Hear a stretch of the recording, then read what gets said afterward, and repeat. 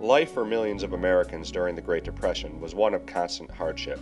At its highest, the national unemployment rate reached 25%. Many Americans relied on soup kitchens for free meals. Seeing hundreds of people standing in long lines for a free loaf of bread or cheese was not an uncommon sight. The term Great Depression does not only refer to the economic situation. Many Americans blame themselves for their predicament.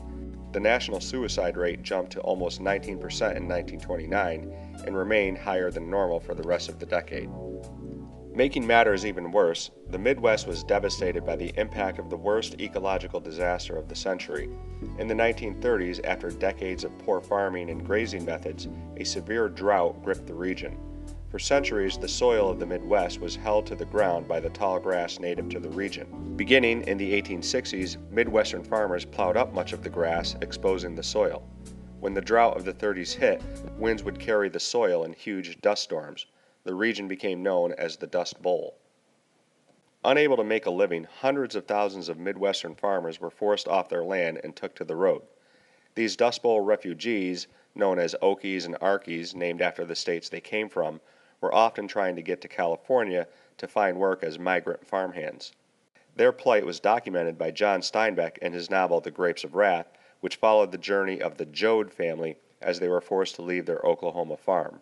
The Joads and many others encountered hostility on the way. In 1936, overwhelmed by the number of refugees, the state of California tried to close its borders in what was known as the Bum Blockade. By the time the election of 1932 came, the nation was ready to try a different approach than that of Herbert Hoover. The Democratic presidential candidate, Franklin Delano Roosevelt, promised a much different and vigorous approach, a New Deal for the American people.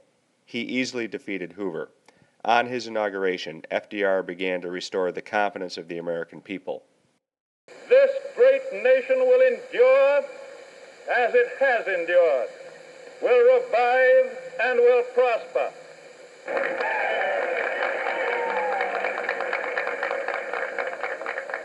So first of all, let me assert my firm belief that the only thing we have to fear is fear itself, nameless, unreasoning, unjustified terror, which paralyzes needed efforts to convert retreat into advance.